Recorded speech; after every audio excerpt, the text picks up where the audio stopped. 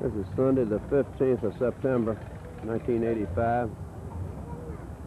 Lanesville Heritage Weekend. There's all the old tractors out there here.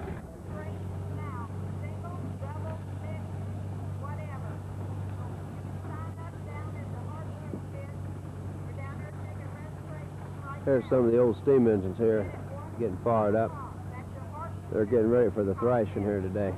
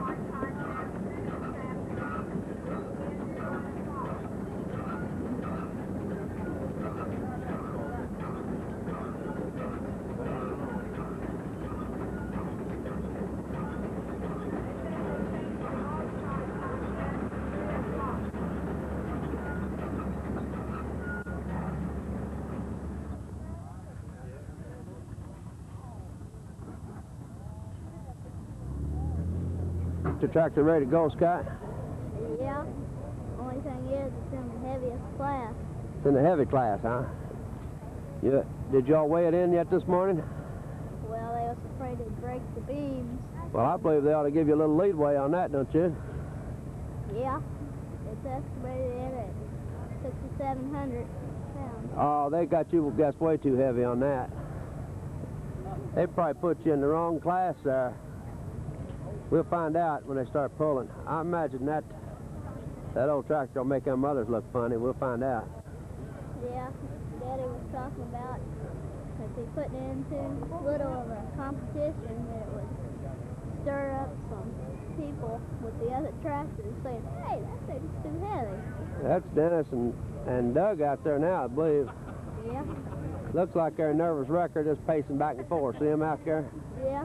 They don't know, by gosh, where to sit down and stand up. Now it looks like they're going to try to help that guy with that auger. Oh, say, can you see by the dawn's early light what so proudly we hailed at the twilight's last gleaming, whose broad stripes and bright stars through the perilous night o'er the ramparts we watched were so gallantly streaming, and the rocket's broad glare, the bumpers sing in air, gave proof through the night that our flag was still there. Oh, say does that star-spangled banner yet wave for the land of the free and the home of the... They're there.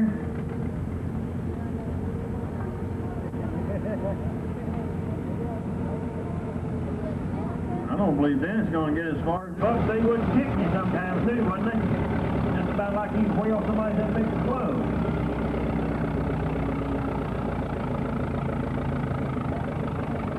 $50,000 and older, we need Lester Copeland and Ronnie Lynn. Wayne is the last man in this class.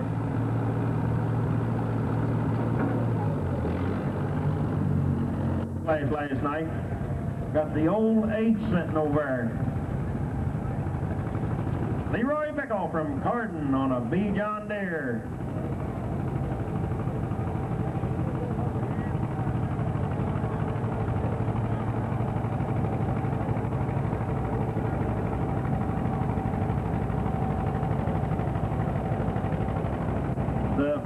500 and older. The first place was Jason Snyder. Second place was Stanley Barley. Third place was Wayne Mosier. And fourth place was Orville Mosier. Well, Leroy is just putting right on down the track on his little B John Deere over here. Doing a mighty fine job. The front end starting to bob up and down a little bit on it.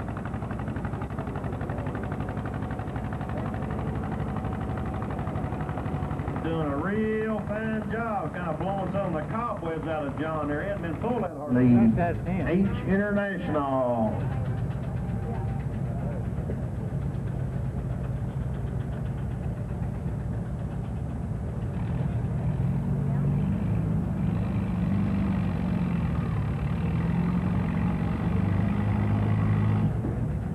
Uh-oh, Roger's going to go to a different gear because he's going to run out of soup before he gets all the way down there.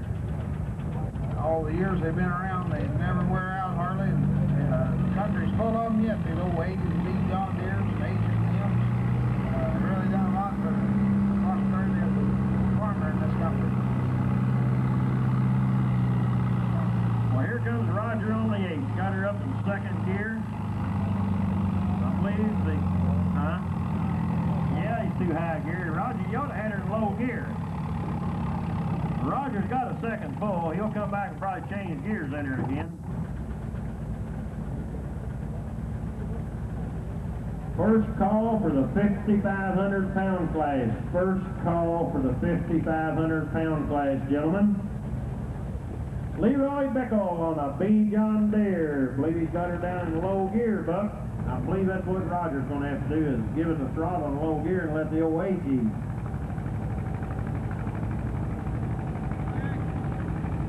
Leroy is from down at Hardin, Indiana. Just a cutting right along with the old B there. But he's got a weight bracket welded up there in the center, John. Yeah, I figured he'd be back. Well, Buck, this track out here is pretty hard. We're standing right here in that 100-foot mark, and you can see the sled covered up one, but the tractors is hard to leave, black marks on dirt. And this track is tremendously hard. Yes, sir, it is. Black marks down the hill, so we're not getting that. Come in that one.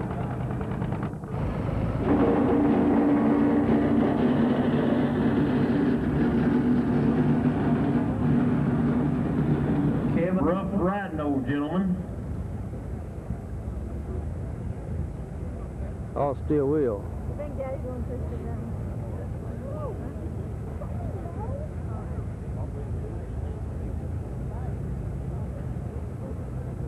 How far do you think it's going to go, Scott? I don't know. He's getting ready to go. The first man in the 5,500 new will be Leif Kurtz driving Buck Mathis's M tractor. There he goes. And coming at us right now, we got Ronald Lynn on a W30 International from Lanesville, Indiana. Reaching down here, grabbing knobs and pulling levers. Well, Buck, the old steel wheels just aren't hardly cutting in that old hard track. No, sir, it's real hard. This tractor here has got a left-handed or right-handed clutch on it. It's a right-handed clutch and a left-handed brake. I don't believe he's going to have enough. Yeah, he did. He spun her out, right? And Buck brings her out to hold down the track. Little old baby Buck Mathis. Lean back and wave your straw hat, Buck.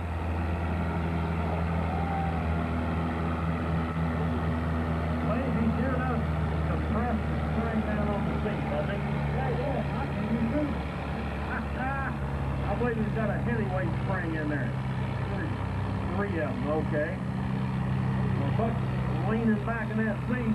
Lord, we hope that...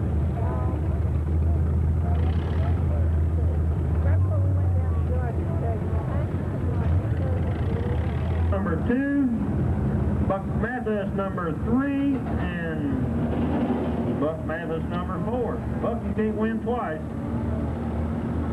Just once is That was an internal tank inside of it. That's where they put the gasoline at, and they run them on kerosene, which was about 10 cents a gallon back then.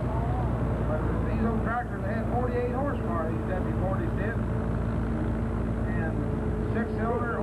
valve engine. They were really a revolutionary tractor in their time. They started making them in their, I don't know, 34, 35, something along in there. Man, that's a real good job there. That's about when they stopped making. I don't know if y'all are familiar with international truck motors or not, but this tractor had the same block in as a Red Diamond 450 engine. Same block as the 450s. You could bolt one of those right into place. Come on, Dad. Coming out on his McCormick Deering International, better known today, and getting later in, so about 6 months ago, it'll be Case IH, which has changed right along.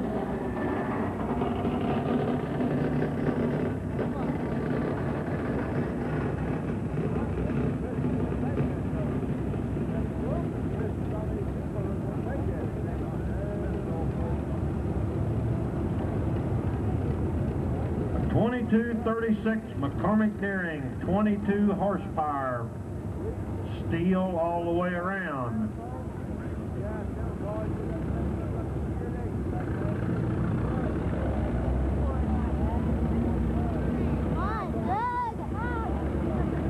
A good-looking old 2236 that Doug's driving there. Real sharp old tractor.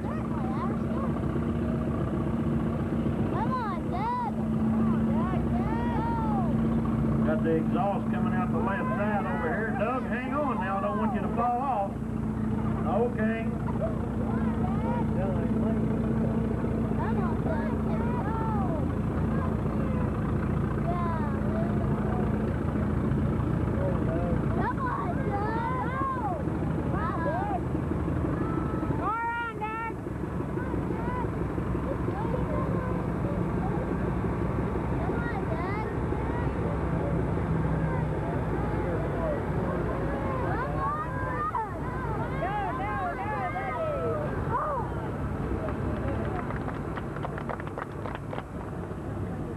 I'm getting ready to say the next man up, but I better... Wayne Mosier currently Doug pulled home. 193 feet on that pull. Well, that's what it says here, ladies. And again, the 7,000-pound class is being sponsored by Black Brothers. I had that happen one time. Denis Thomas from Elizabeth on a 2236 McCormick Deering. Mark Phelps will be up, and then we're going to have a demonstration pull by a Chevy Shut by Keith Snyder.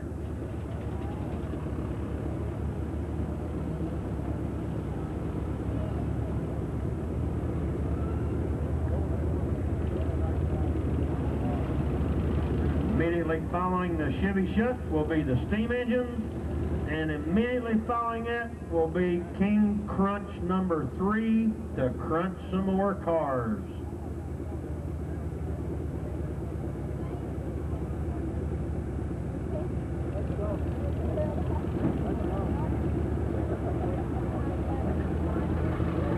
Paul Puffaker will be driving the King Crunch number 3.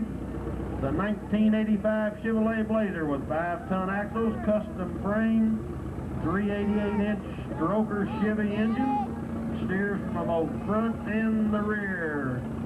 Got a set of 66 by 43 by 25 Goodyear tear tires and spun aluminum wheels. I talked to Paul yesterday afternoon. They worked 24 hours a day for 2.5 weeks and completely built that truck and have a total of $60,000 in the truck itself. You'll be seeing it out here immediately following the steam engine. Well, Denis Thomas is going on down the track with the 2236 International McCormick Deering, better known today as the Case IH. And that's it for Denis. He got the red flag. We might have somebody different over today, Buck. I don't know. See? Virgil Jawtack, Lord, I hope not. Okay, Dennis's pull was 187 feet 6 inches, 187.6. Joe Lynn let me make a pass of that John Deere a while ago there. Me and it just wouldn't get along at all out in the field. I see that real quick. She's going to bring her down about the middle of the track, I believe.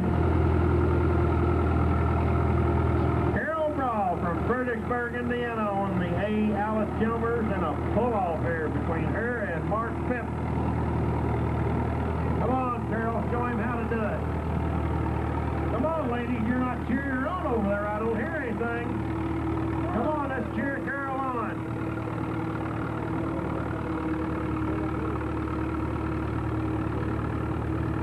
She's a moving. I believe she hit a soft spot in the track. That's it for Carol. Give her a big hand. She done a north of Palmyra 135, and he's done a lot for the steam engine, I reckon, around here in the past years, hasn't he? Oh yes, and before we even got started around here, the steam tractors down Boonville. He was down there several years. That's right.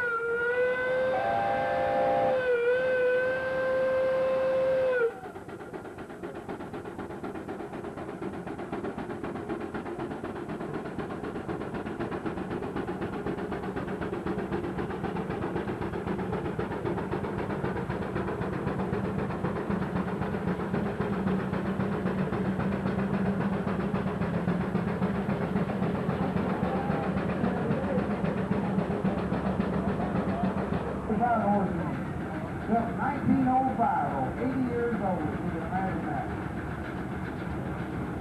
80 years old on this I one. don't think you'll see too many tractors 80 years old out here that is full and look as good as that old engine there does. I'm sure he's done a wonderful job of restoring it. He's done a lot of work on it. I think that engine when it gets rough. I'm sure it's been more safe. Arnold's done a wonderful job restoring it.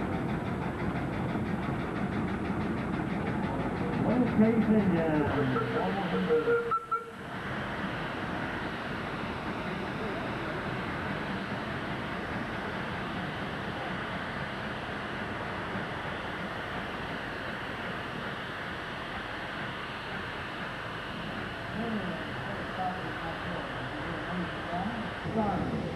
In 1922, no wait a minute, 1923, Kent Simon, a 2280. The 157 feet and 4 inches for early. We'll see what Bob does today. Well, you see they got it on center there. Jim has to walk out on the wheel and give her a little turn to get her on center.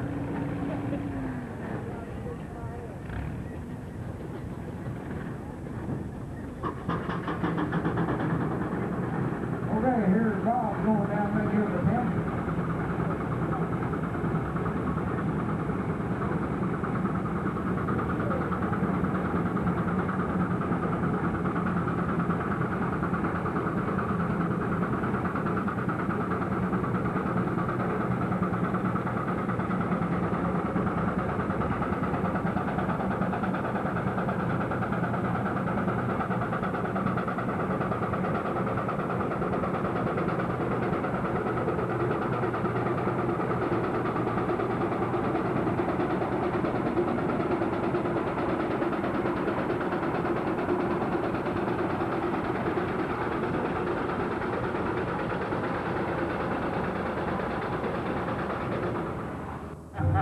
Get up on the opportunities. All right, here he comes up for his first time over the Cadillac and the Buick here. See what he does. Getting the back end lined up. Now the back end steer is independent from the front end. Just set her right up on top there. And up and down and kaboom. Paul crushes the Cadillac and the Buick. We're going for the Olds and the Pontiac now.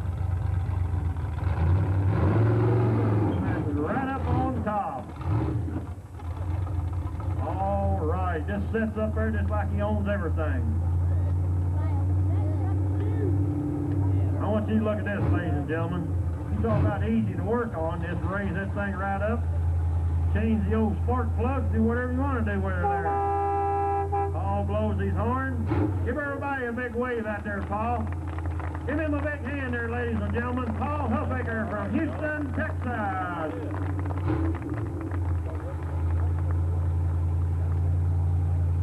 I don't believe he's carrying too much steam, but he's got a 388 stroker sitting underneath there, Mike. I do know that. 488, okay, I'm sorry. Gets everything locked down there, and he looks out and just, boom, drops right off there. Don't tell them what, garden tractors are on up.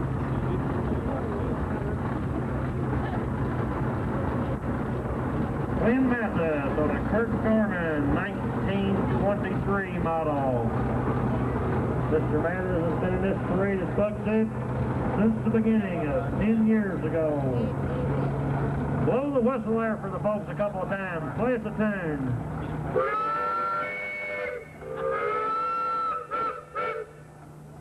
Good job. A Kitten, a 1922 model. This Kitten engine was built in Ferdinand, Indiana in 1922. Has a 2570 horsepower with a returnable flue boiler, right, Buck? The water tank is in front of the boiler for going up and down the hill, is that correct? Now when this engine was made, they had steep hills, and the short boiler design kept the water on the flues better. Okay, appreciate it, Garmin, a 1922. This is an 18-horse engine. This engine was restored by John. It's been owned by him for 20 years. This is my neighbor, John, lives right down in the creek bottom. Give us a toot, John. Hey, that's a real nice sound whistle there, John. Is that off a steam engine or locomotive? Locomotive. I kind of thought that was there. A little bit deeper than you normally hear. Coming up next is Ara Zimmer, I believe that's right, on a Kurt Garman. This engine was built in 1923. Ara Zimmer and Orville Henry. The Kurt Garman engine was built in 1931, 1923 by Kurt Garman Company in Mount Vernon, Indiana. Used for fine crash machines, sawmills, grade roads, drive rock crushers, and many other uses in its time. Also have is that a Bell City trash machine? Bay City trash machine behind it.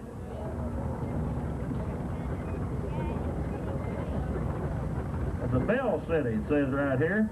1936.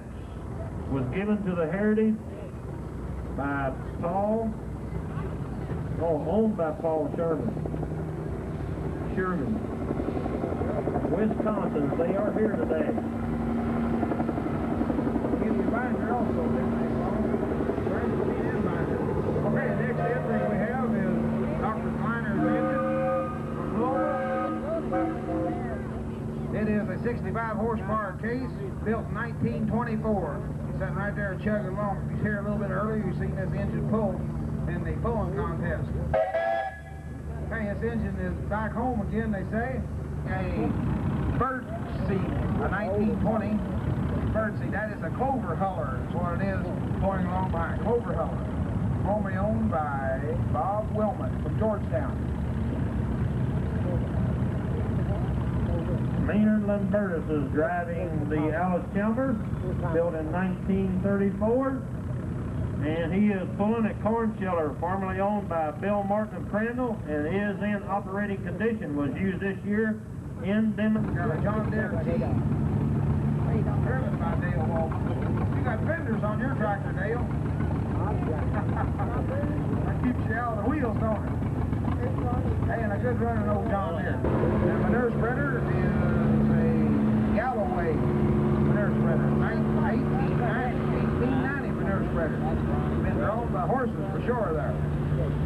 Driver's Eldon Bickle. Up next is Ronnie and Darrell Lidd's tractor, being driven by Darrell Lidd. 1931 with a question mark behind it. The make is a Centura. Is that right? Centura? That's a real unique looking little tractor right there. Real nice looking little tractor. Hey, that's the one that's got the injection seat on it, Joe. When you hit a big rock, it just throws you out. All right. Next we have Lester Copeland here from Fredericksburg, Indiana. Lester pulled this tractor a little bit earlier today in the antique pull. In fact, he got second place with this steel wheel tractor against the rubber ones. We got the first place winner coming up a little bit further back there. But this is a Model E Alice Challenger.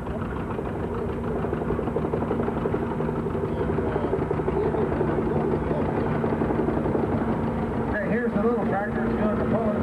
This is a 1937 John Deere. This is a Wayne Post tractor, driven by Wayne Walters.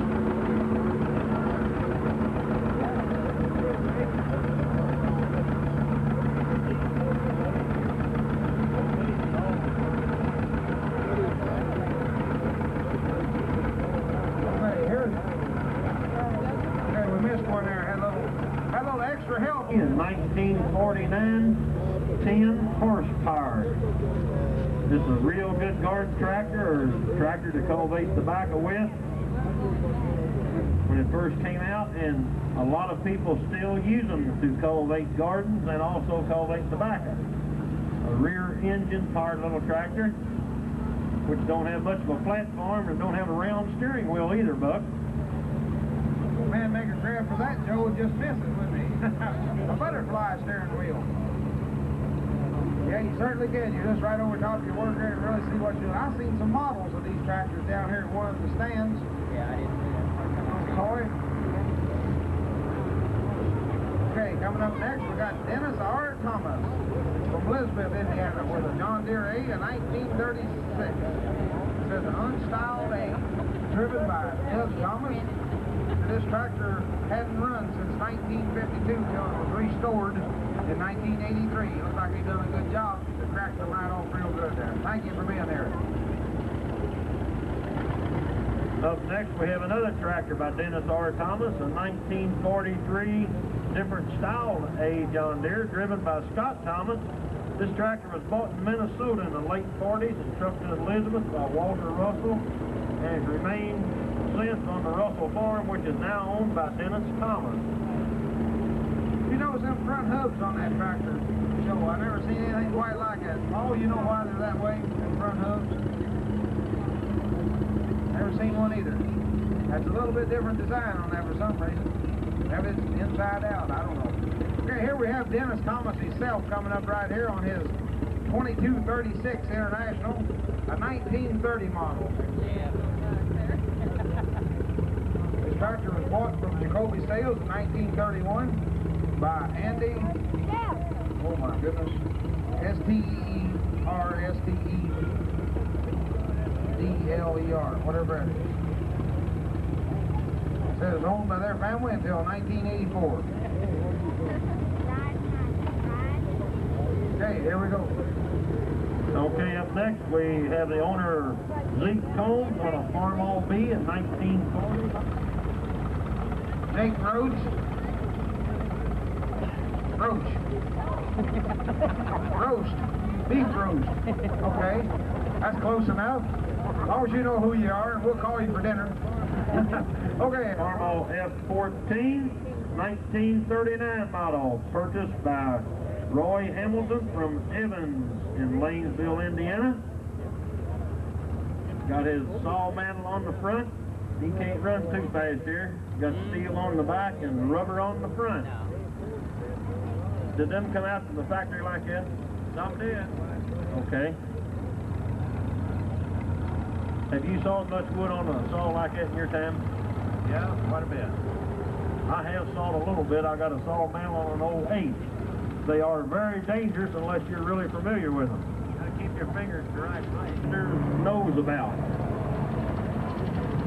That is a real unique garden tractor or cultivating tractor, is that right? Okay. Thanks for coming, Wilford.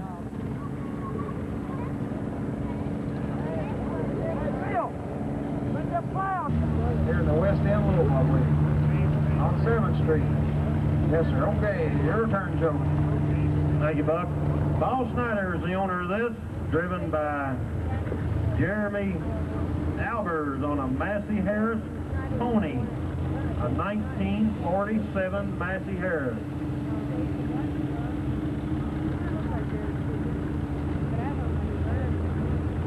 Here we have Alan Bickles, Alice Chalmer, RC.